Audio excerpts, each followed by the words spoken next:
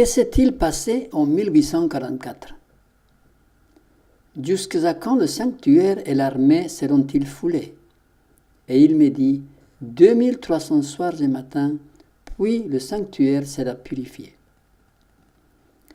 La prophétie du chapitre 8 de Daniel est la plus longue de la Bible.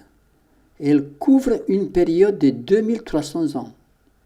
Elle commence avec la période de 490 ans que Dieu avait donnée au peuple juif pour éprouver sa fidélité et qui allait culminer avec la venue du Messie promis.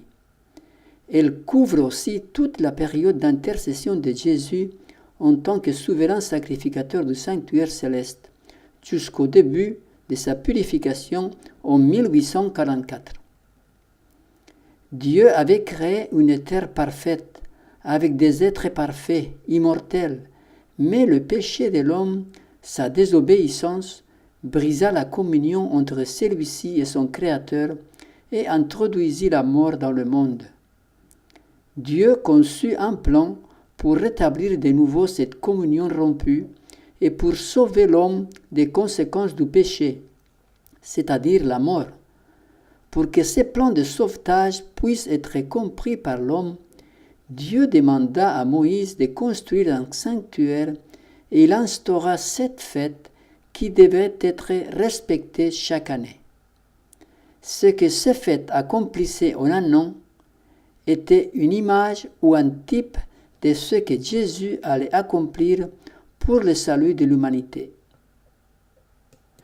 Voyons les fêtes une par une.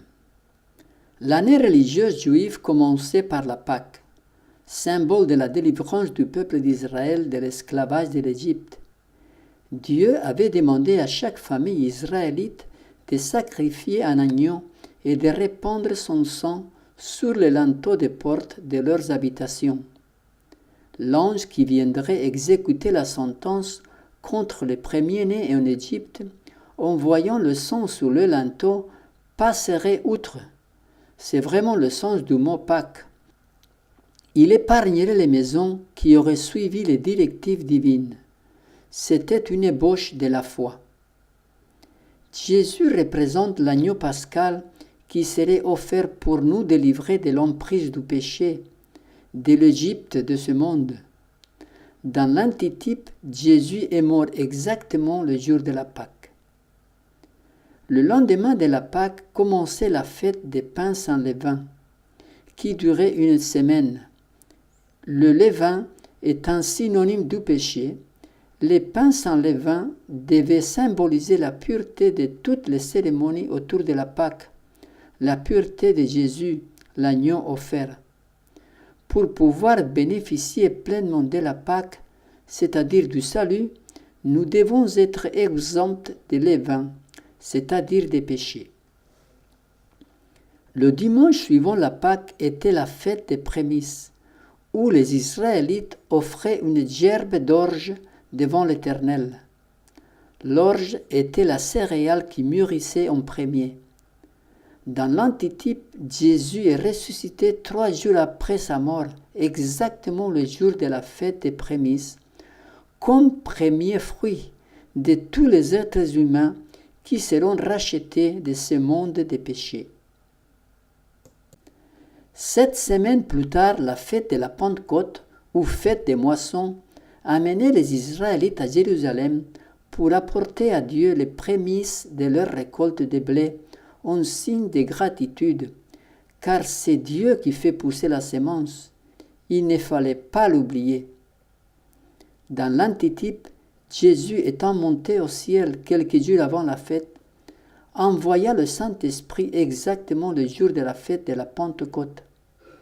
3000 personnes furent converties et baptisées en un seul jour, image de la moisson finale des rachetés.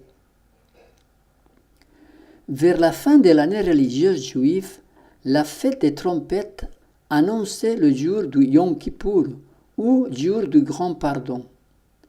10 jours avant la fête, les prêtres faisaient sonner les trompettes pour que le peuple puisse prendre conscience de l'approche de la grande fête et s'y préparer individuellement, faire un examen du cœur, demander pardon. Dans l'antitype, Cette fête s'est accomplie dans le réveil d'un mouvement religieux mondial au XIXe siècle. Le message du retour de Jésus fut porté au monde entier, dans tous les continents. L'événement qui eut lieu à cette date ne fut pas compris à l'époque. Les gens se préparaient pour le retour de Jésus, mais après la grande déception du 22 octobre 1844, Dieu envoya de la lumière et les fidèles purent comprendre que Jésus avait commencé l'œuvre d'expiation finale, le véritable Yom Kippour. Le jour des expiations ou Yom Kippour était la fête la plus importante, car elle symbolisait le jugement final que Dieu allait exécuter à la fin des temps. Tout au long de l'année, le peuple venait confesser ses fautes et transgressions au sanctuaire. Des animaux étaient offerts sur lesquels les péchés étaient transférés symboliquement. Ensuite, le sang chargé des péchés était introduit dans le sanctuaire et aspergé devant l'autel et devant le rideau du lieu très saint. Une fois par an, le souverain sacrificateur, lors de la cérémonie du Yom Kippour, rentrait dans le lieu très saint pour le purifier. Tous les péchés accumulés pendant l'année écoulée étaient transférés sur un bouc émissaire qui était emporté dans le désert, loin de la congrégation, pour y mourir. Dans l'antitype que nous venons de le dire, cette fête fut accomplie le 22 octobre 1844, exactement selon les prédictions prophétiques des 2300 années du prophète Daniel. Depuis cette date, Jésus officie dans le lieu très saint du sanctuaire céleste pour procéder à la purification du sanctuaire, c'est-à-dire enlever tous les péchés des croyants qui ont demandé pardon et qui se sont accumulés depuis nos premiers parents jusqu'à nous. Quand Jésus finira son œuvre de purification, il sortira du sanctuaire. Ce sera la fin du temps de grâce offerte à l'humanité et l'œuvre de destruction, la colère divine, sous les 7 coupes d'Apocalypse 16, mettra fin à la terre et ses habitants. Lors de la 7e coupe, Jésus reviendra sur la terre pour prendre ses enfants avec lui.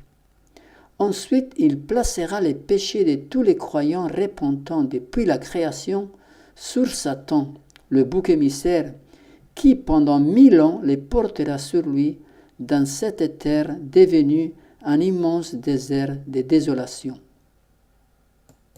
La dernière fête juive de l'année était la fête des tabernacles ou des récoltes. Pendant 7 jours, les Israélites se rassemblaient à Jérusalem et habitaient sous des tentes construites avec des branches. C'était le symbole de cette vie terrestre passagère. Il fallait toujours se rappeler que notre vraie demeure est ailleurs.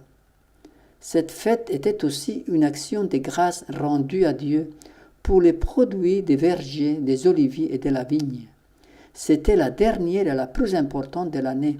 Le sol avait fourni ses trésors, les moissons étaient recueillies dans le grenier, l'huile et le vin étaient rentrés. Les premiers fruits avaient été mis en réserve. Maintenant, Israël venait apporter au Seigneur son tribut de reconnaissance. L'antitype de cette fête s'accomplira après le millénium, lorsque Dieu recréera notre planète, une terre nouvelle exempte des péchés, des malédictions et des morts, où le plan originel de Dieu en créant notre terre pourra se poursuivre. L'anéantissement du péché remplira l'univers des chants de joie. Les rachetés offriront leur reconnaissance envers celui qui a payé de son propre sang leur rançon. Puis j'ai vu un nouveau ciel et une nouvelle terre, car le premier ciel et la première terre avaient disparu et la mer n'était plus. Voyez-vous la beauté du plan du salut? Dans notre étude, nous ne faisons qu'effleurer le sujet, car la profondeur est trop vaste pour être abordée dans le cadre de nos vidéos. Nous vous invitons à vous pencher dessus. Vous découvrirez des profondeurs insoupçonnées. Vous ne serez pas déçus. Qui, à part un Dieu infini, aimant et tout-puissant, aurait pu imaginer un tel plan? Qui aurait pu faire en sorte que toutes ces prédictions prophétiques faites 2300 années à l'avance s'accomplissent? Satan est le prince de ce monde. Il a tellement perverti la race humaine que nous avons du mal à voir l'image de Dieu chez les êtres humains. Notre société moderne patauge dans la bassesse morale. Pour un temps encore, Satan se réjouit de voir les êtres humains créés à l'image de Dieu se comporter comme des bêtes. Mais son heure vient où il ne pourra contempler que ruine et désolation. Pendant 1000 ans, il aura sa récompense. Il a su masquer la réalité éternelle aux êtres humains. Il a réussi à enlever presque totalement la foi sur la terre. Il a réussi à nous entretenir avec toutes ces inventions modernes, Hollywood et ses dérivés. Il a su dérober à l'homme sa noblesse, sa haute destinée. Cher ami, Dieu a en vue pour nous quelque chose de grand, de noble, de beau. Nos yeux sont aveugles. Ils ne peuvent discerner les réalités éternelles pour le moment. Ce sont les yeux de la foi que nous devons exercer. Accrochons-nous à sa parole, à ses promesses. Mais, comme il est écrit, ce sont des choses que l'œil n'a point vues, que l'oreille n'a point entendues, et qui ne sont point montées au cœur de l'homme.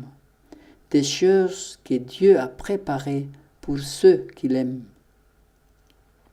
Depuis le 22 octobre 1844, Jésus officie dans le sanctuaire céleste pour le purifier.